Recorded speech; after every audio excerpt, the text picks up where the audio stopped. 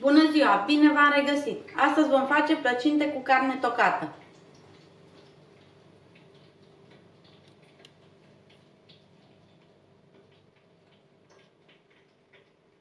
Pentru aluat ne trebuie 600 de grame de făină, 350 de ml de apă caldă, 250 de ml de ulei, 2 lingurițe cu oțet și jumătate de linguriță de sare. Pentru umplutură ne trebuie 500 de grame de carne tocată, 2 cepe tocate fin, 30 de ml de ulei, sare și piper. Pentru lucrat aluatul, 200 de grame de făină, iar pentru uns, 2 gălbenușuri.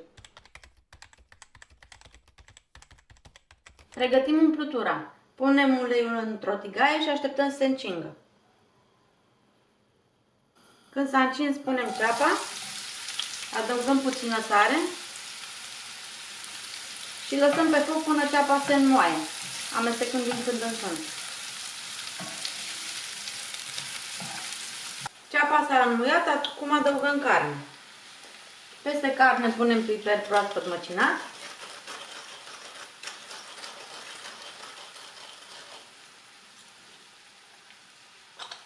Punem puțină sare. Amestecăm și lăsăm cam 15 minute pe foc. Dacă este nevoie, mai adăugăm puțină apă. În timpul gătirii amestecăm periodic. După 15 minute, carnea este aproape gătită. Luăm compoziția de pe foc și o lăsăm să răcească complet. Cât timp se răcește umplutura, facem aluatul. Într-un bol încăpător punem făina. Peste făină adăugăm oțetul. Punem puțină sare și apoi adăugăm apa. Amestecăm.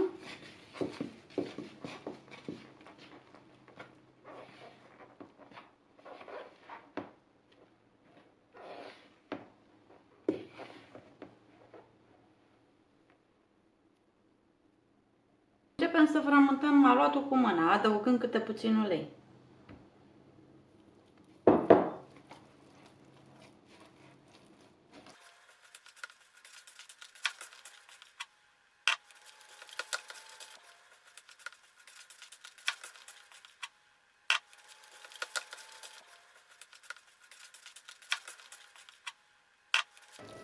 Mutăm aluatul pe blatul de lucru. Mai presărăm puțină făină pe el. Și continuăm să frământăm.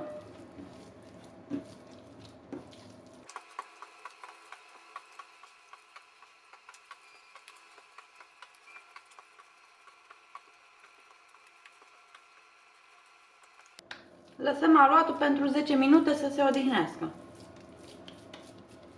După cele 10 minute mai presărăm puțină făină.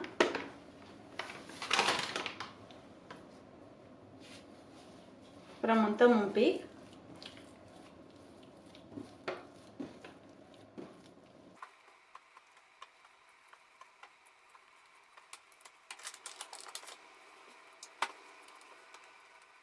Apoi împărțim aluatul.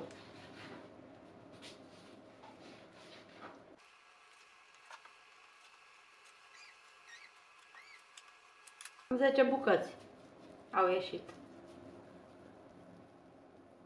Le facem așa ca o bilă.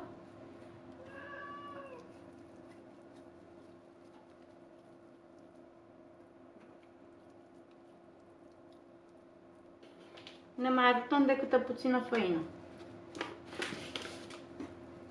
Presărăm făină și întindem fiecare bucată într-o foaie subțire.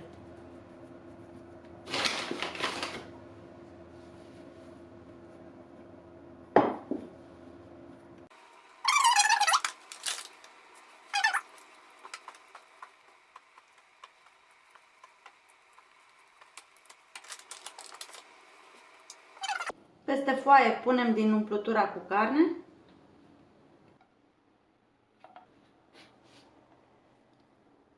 Împăturim la capete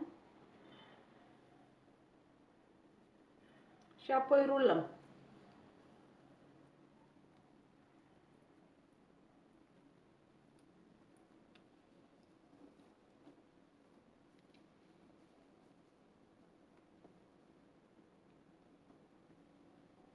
Am aici o tavă tapetată cu hârtie de copt în care punem rulon.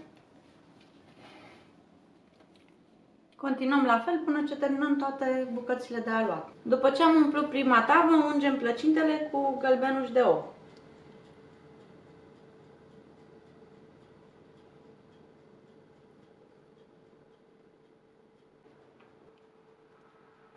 Luăm tava și o punem la cuptorul preîncălzit la 180 de grade. După 40 de minute plăcintele sunt gata. Acum le vom scoate de la cuptor.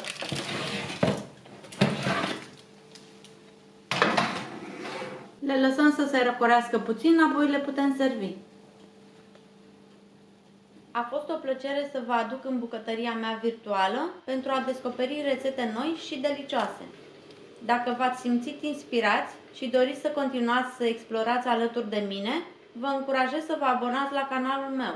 Abonarea este gratuită și susținerea voastră este motorul care mă motivează să continui dezvoltarea acestui canal. Așadar, pentru mai multe aventuri culinare și sfaturi practice, ne revedem în curând. Vă doresc o zi plină de savoare și experiențe gastronomice minunate!